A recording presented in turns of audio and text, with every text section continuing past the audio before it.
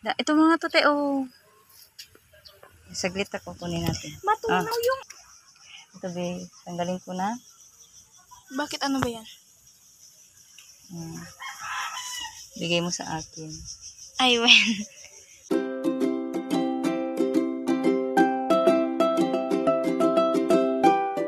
Hello guys, welcome back again sa aking channel. Sa ngayon guys, ay kukunin ko na yung mga namarkot ko. Ayan sila, oh.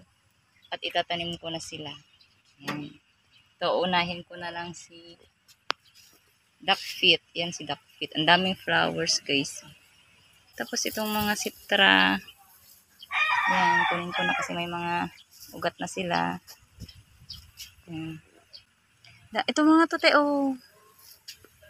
Saglit ako, kunin natin. Matunaw yung... Ito, be. Tanggalin ko na. Bakit ano ba yan? Bigay mo sa akin. Ay, wen. Ito, tingnan mo kung may mga roots. Ito ang may mga roots. Ito wala pang roots.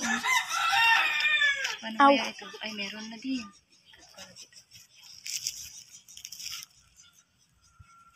Meron?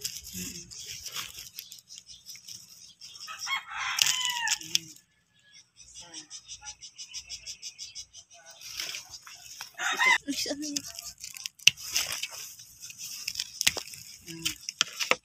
Meron din. Ayan, meron.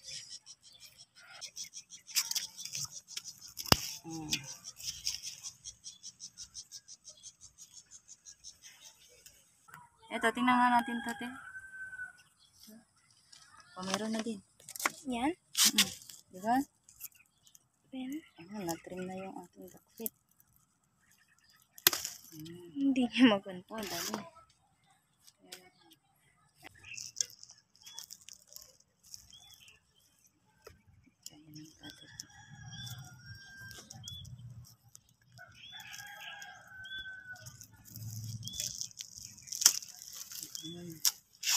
Pati yung ano niya, oh. Ito pa.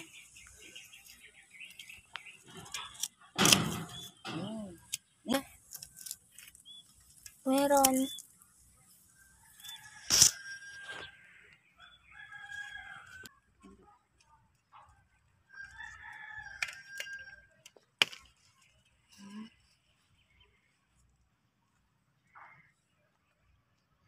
Dami. Ang dami eh. Meron dito. Yun pala yung sa taas.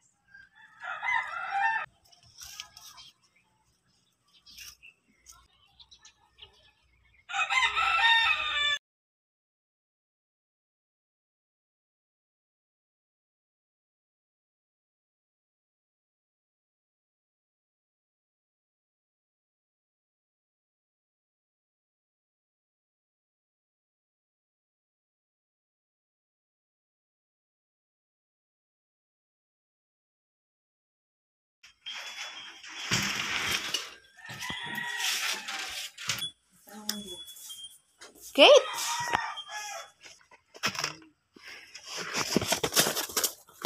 So ito guys, magtatanim na ako ng mga namarkot ko. Ayan, ang daming mga roots na. Ayan. Ito, bumili ako ng paso para may pagtatamnan ako sa kanila. Sayang, oh, may mga buds na sila. Ayan, lumalabas na yung mga flowers.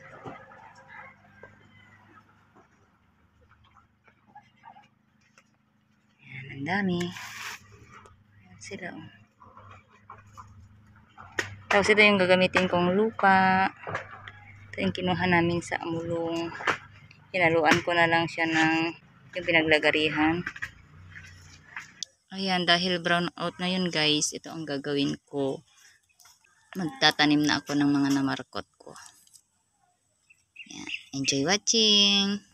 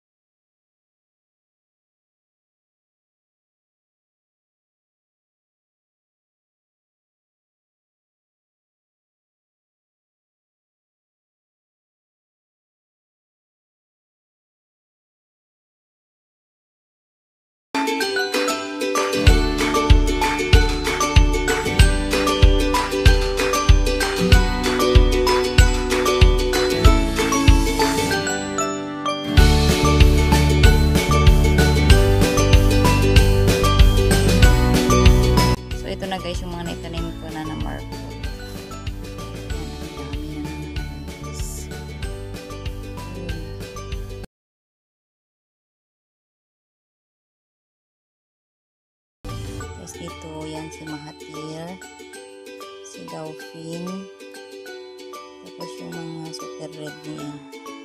Tapos yung strawberry red.